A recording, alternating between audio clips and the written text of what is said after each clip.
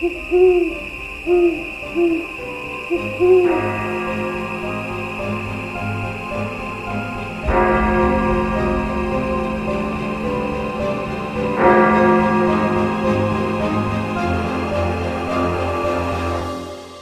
12 past 3.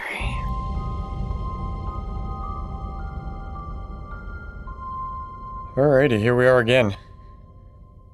Yeah. Thank you. I was going to give you an update on my journey to become psychic. Oh, yeah. I told you I found a book. Yeah, I remember that. Well, I forgot about it, but now I remember you telling me. A book on becoming psychic. Who knew? But I think we have a lot to cover tonight, so I'll save that for next week. Teaser. Okay. And who knows, just like all of the times that I've tried to learn a new language, by next week I might get bored and... Or maybe you'll be psychic already. Hey, yeah. Be optimistic. There's always hope. Yes. Glass is half full. Yes. All right. So, what do you have tonight? Forgot already? I was trying to swallow. So tonight I have, you've heard the expression, drinking the Kool-Aid. Oh, yeah. So I have the story of the cult massacre that inspired that phrase. Oh, no, really? Okay. That's Jonestown or something like Yes. that? Okay. And I want to say before I forget that it wasn't actually Kool-Aid, it was Flavor-Aid. Okay, so giving Kool-Aid a bad name. Yeah, or Kool-Aid use that as advertisement, which would be very bad. I don't think. I thought about it as I was saying it. That was completely wrong. Not a good advertisement. Maybe it was Flavor-Aid with competition. I don't remember ever seeing the Kool-Aid guy saying, "Hey, drink the Kool-Aid." The Kool-Aid guy is kind of scary. Yeah, so if he said that, it'd be kind of scary. All right. But in all seriousness, on November 18th, 1978, members of a California-based People's Temple cult in Jonestown Agricultural Commune, Guyana, committed one of the largest mass murder-suicides in American history. This was ordered by their very paranoid leader, Jim Jones, with the death toll exceeding 900, with about 300 of them being age 17 or under. Wow. I didn't realize there was that many people. Yeah. Wow. Sad. Very, very sad. Jones had opened his first church in the mid-1950s in Indianapolis. He was not yet affiliated with a particular movement or cult, nor did he have any type of theological training. His congregation was known for being racially integrated for the time. In the 1960s, Jones' congregation was called People's Temple, affiliated with the Disciples of Christ, and 4 years later, Jones was ordained in the church. Mid-1960s, Jones and his wife settled outside of the town of Ukiah in California and incorporated People's Temple with about 100 followers. They believed the move was going to protect them in the event of a nuclear holocaust. Did they have any idea of how it was going to protect them? It did not say, and I imagine probably not. Yeah. In 1970, services were being held in San Francisco, and by 1972, he opened a temple in Los Angeles. He made friends with politicians, was friendly with the press in California, and was viewed as a respected churchman. A huge appeal for his followers were his acts of mind reading and faith healing. Oh, really? I didn't know he did that. I didn't either. Well, pretended to do that. Yeah, which is interesting because that seems to be like, I mean, I don't know, I'm not an expert, but that seems to be a big thing with cult leaders, with their healing and mind reading. Yeah. Yeah, I was wondering what draws people to these people like this. Yeah. If that makes sense. It made sense. I guess as I don't want to say last resort because I don't know what is going on in their lives, but if you really believe in that stuff. Well, and then they're just smooth talkers, right? Well, yeah. Going back to last week's episode. Yes. The People's Temple was active in humanitarian causes in the communities, but the members themselves were often humiliated, beaten, and blackmailed. Many were coerced into signing over their possessions to the church. That also included their homes. Wow. That's amazing. Yeah. African American members and other members of minority groups were convinced if they ever left, they'd be taken by government-run concentration camps. Again, amazing that they can believe this stuff. Yeah, it's sad. Yeah. When the press began asking questions in 1977, he moved with several hundred of his followers to Jonestown, a compound he had been building in Guyana. In November of 1978, U.S. Congressman Leo Ryan had visited to investigate rumors of members being held against their will and being subjected to physical and psychological abuse. He arrived on November 17th, and when Ryan was going to return to home the following day, several temple members wanted to leave and got into the truck to go back to the U.S. Other members attacked Ryan before the truck left the compound, but he was able to escape unharmed. Temple members launched an attack on the runway where Ryan and his company were to depart. Ryan and 3 members of the press were shot and killed, while 11 others were wounded. After the shooting, Jones ordered temple members outside the compound to commit suicide. Jones then used his, quote, revolutionary suicide plan, end quote, at the compound, which had been practiced by members in the past. Fruit drinks were laced with cyanide, tranquilizers, and sedatives. At first, they used a syringe to get into the babies' and children's mouths, and then the adults drank it. Jones, on the other hand, had died from a gunshot wound to the head. There is speculation on whether he killed himself or if his nurse, Annie Moore, shot him before killing herself. Less than 100 temple members survived in the massacre. Majority of them either escaped that day or were in Georgetown. Officials later discovered a collection of firearms, hundreds of passports stacked together, and $500,000 in U.S. currency. Millions more had been reportedly deposited in banks overseas. The People's Temple separated after the incident and declared bankruptcy at the end of 1978. Wait, there was still an organization after? Yeah, not long after. Yeah, but bizarre. Yeah. Only one temple member, Larry Layton, was tried in the U.S. for his involvement in the events of November 18th. He was found guilty of conspiracy and aiding and abetting in the murder of Ryan and the attempted murder of U.S. Embassy official Richard Dwyer. He was sentenced to life in prison but was released in 2002. Another man by the name of Charles pled guilty to the attempted murder of a young girl and served a 5-year prison term in Guyana. Yeah, I didn't realize anybody had been convicted or even went to trial for this. I thought pretty much everybody either died or escaped. Yeah, I didn't either until I read this. I guess it's good in a way, but clearly it wasn't for that long. Well, it sounds like most of the people responsible were already dead. Well, that's true. But yeah, those are the only things I heard about those that survived. Wonder what happened to all the people who did escape. Yeah. You know, if they gave up everything they had to the church, wonder if they got any of that back. I would hope so. Yeah. Because I'm pretty sure they did that when they were still in the U.S., so I would hope that the U.S. would be able to help them get that stuff back. Yeah, I don't know. Interesting. I did not read anything on that. Maybe it's out there, but I didn't see anything. But that is it. I do want to remember, I don't have names, although that'll be a long list of names to go through. Yeah. Of the innocent victims, especially the 300 children. Yeah. Yeah, sad. Yeah. Sad, long list. Yeah. It always amazes me how people can be brainwashed like that. Yeah. Yeah, I don't get it. Obviously something there with the psychology of the human mind that Yeah. I don't understand. Yeah.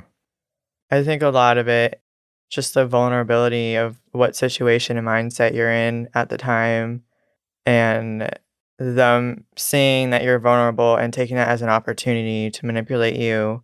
Yeah. No, it's just very sad. Especially with children who have no idea what's going on and they were just Right. dragged into that. Yeah, they didn't have a choice. Yeah. That was it? Yes, I was going to say I didn't know if we had anything else to comment, but that was it. No. For me. Yeah, like I said, it just baffles me. Because I just don't understand how, people can be brainwashed, but I know they can. Yeah. I could also be brainwashed. You never know, and once it happens, and hopefully it doesn't. Yes. You won't brainwash me, right? No. I haven't figured that skill out yet. Okay. Gaslight me as I get older. I would never do that to someone because I can't even imagine what it feels like. Yeah. Sad. Yeah. So, that it? Yep. What's all right. Your story? Do you have a story tonight? I do. I think we have time for that. Okay. Tonight, I thought we would start a new show segment called How the Hell Could This Place Not Be Haunted? Oh. I think the first place on the list is probably going back to our discussion of the Lake Shawnee Amusement Park. Yeah. Which we talked about a couple episodes back, I think. The next place I want to add to that list is Deadman's Island in Vancouver, British Columbia. Who names these places?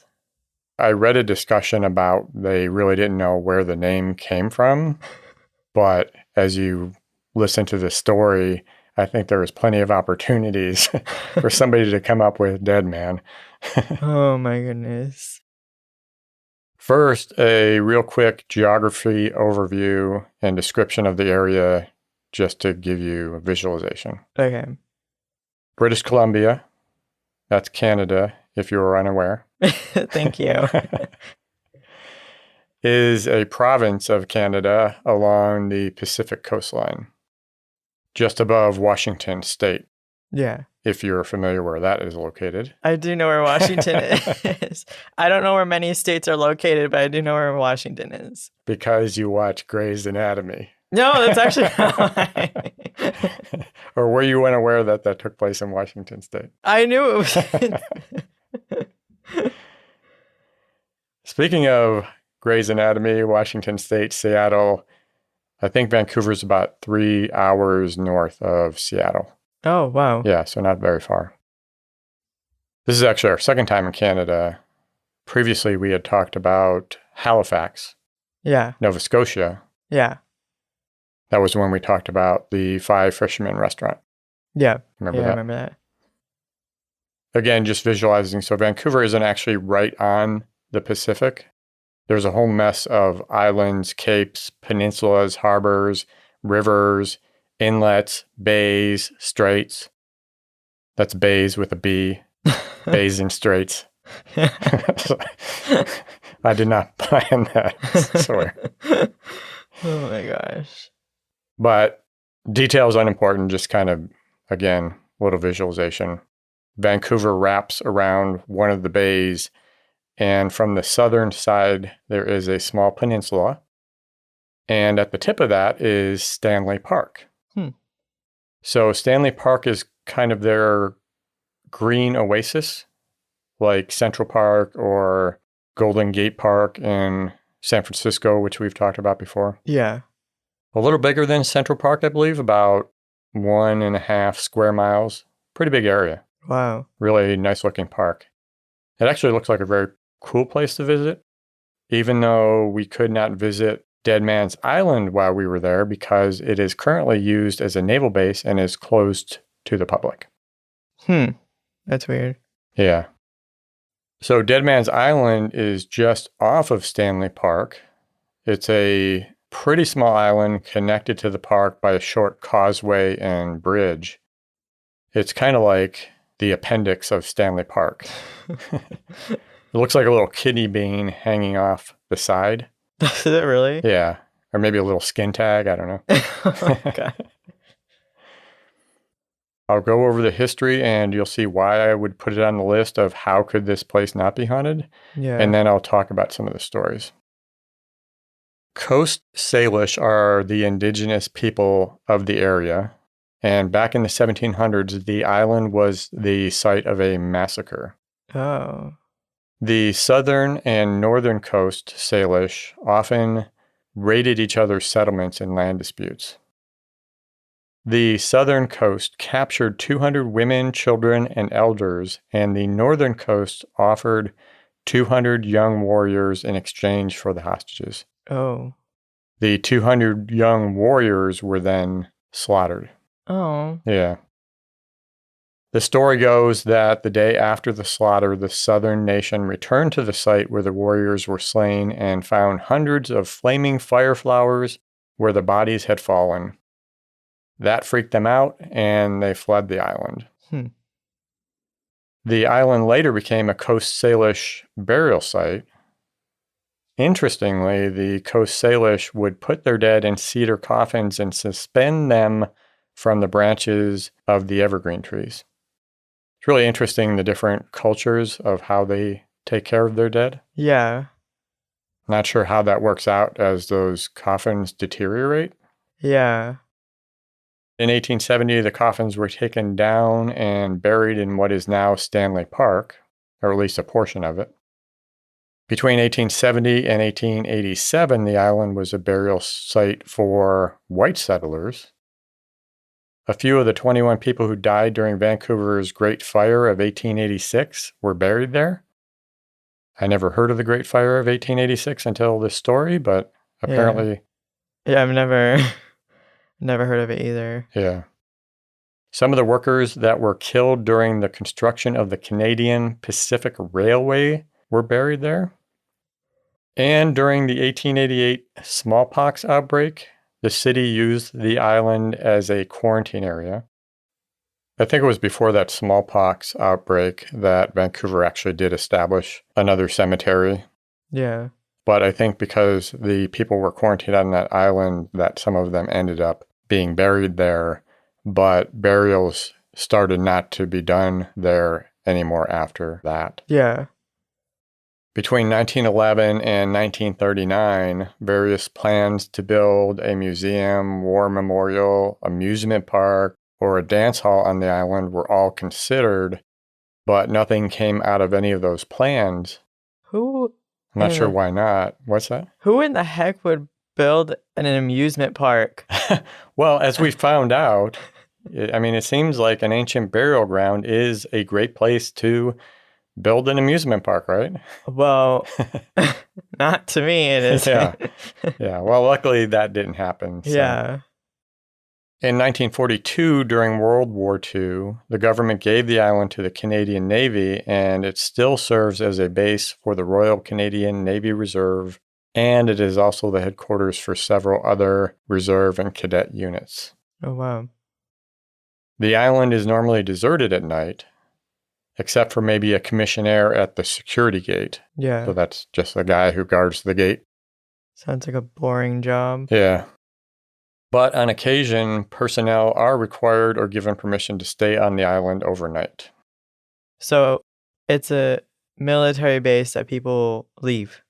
Yeah. Well, I think it's more of a headquarters for office personnel and stuff like that. Yeah. So they're not normally there in the evenings. Okay. That's still weird. Why would you have it on an island? Yeah, I'm not sure what the reasoning was for in that particular location. Because it is, like I said, it's kind of inland through all these waterways. Yeah. If anyone does stay overnight, they usually stay in what is known as Building 1, which was built in 1943 and is a large red brick Georgian Revival colonial-style building. And Building 1 is where most of the activity occurs. Of course. On one occasion, leading seaman Anne Marie Hamilton had been given special permission to stay overnight. On her first night, she was startled awake hearing the voices and footsteps of what sounded like two men going up an outside staircase heading up to the third floor. She then said she heard what sounded like furniture being moved around above her in what was once the base's radar room. That's weird. Yeah. And she said that went on for about at least 30 minutes. That'd be annoying. Yeah. The next day, she spoke to the commissionaire, who told her that nobody passed through the gate during the night. So apparently there was nobody else there. Wait, she was there all by herself? Yes. The next night, she was startled awake again by the sound of furniture being moved again. She thought maybe the commissionaire was doing rounds, but that didn't make sense with the noise that was going on. Yeah. She decided to go investigate and made it out to the hallway outside her room when she said she got a funny feeling, felt uneasy, so she changed her mind and went back into her room. Trust your gut. Yes. In 1991, leading seaman C. Gran was stationed on the island at night as a security guard during the Gulf War. He got up in the middle of the night and went to the bathroom.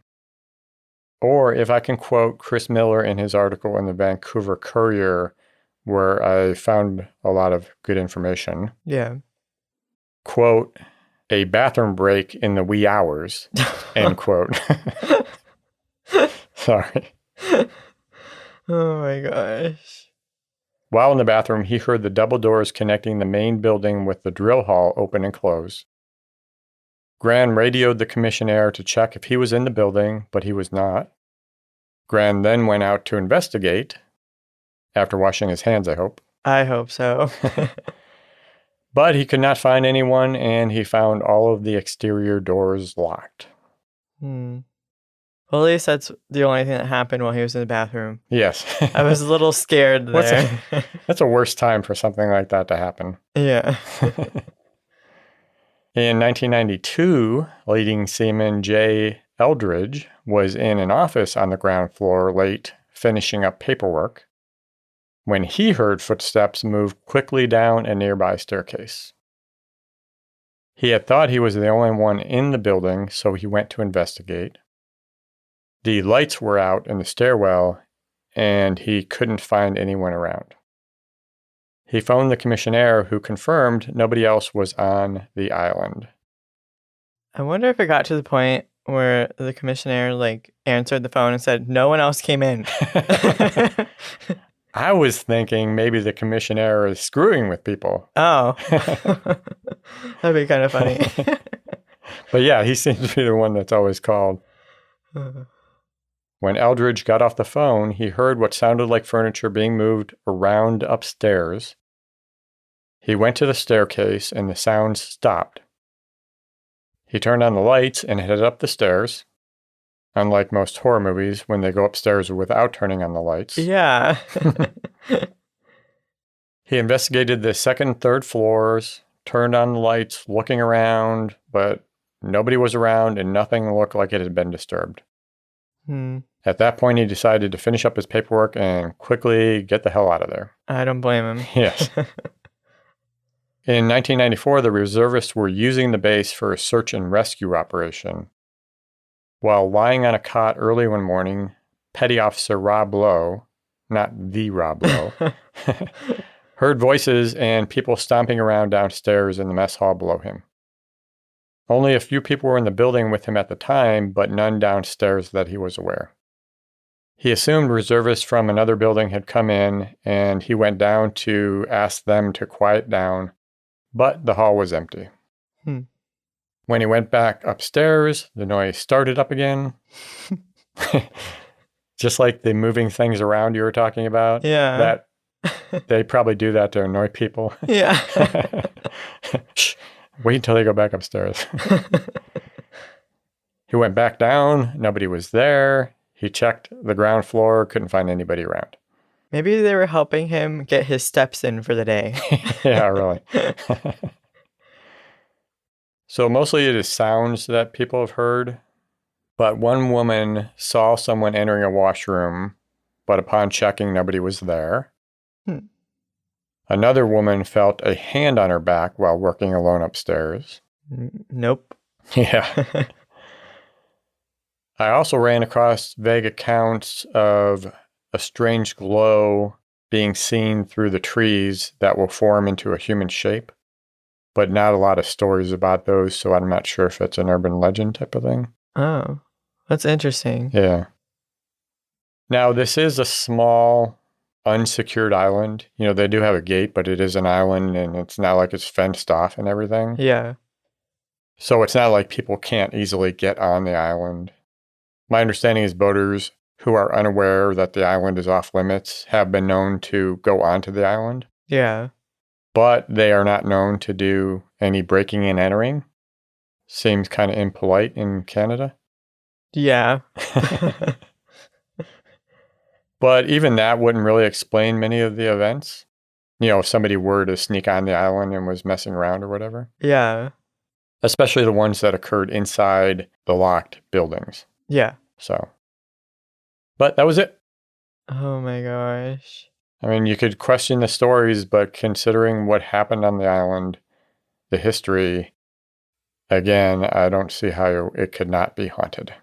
Well, if breaking and entering is too mean for them, wouldn't lying be mean to them too? Yes. Yes, exactly. I don't think Canadians lie. Oh my gosh. Well, out of all things, as a ghost, why would you be rearranging furniture? Yeah. How bored do you have to be as a ghost? I mean, I get it. There are times where I too, at the middle of the night, want to move my furniture around, but yeah. I don't think I'd want to do that as a ghost. Yeah, you got to really wonder what is going on up there, right? Oh, geez. Okay. Did they ever say that there was actually like furniture up there to be moved? No, only that nothing was disturbed, but they didn't really say what was in the room. Oh, okay. You know, is there a bunch of furniture that could have been moved around? Yeah. And then just quickly put it back before they got up there? I don't know, yeah. Oh my god. Anything else? I don't think so. All right, wrap it up. Happy to be back to our normal routine. Yes. Pretty much getting there. Yeah. Thank you very much for joining us. Make sure to visit next week for more weird and creepy stories. Don't forget to follow us on Twitter and Instagram at 12past3 or email us at podcast@12past3.com. Good night. Good night.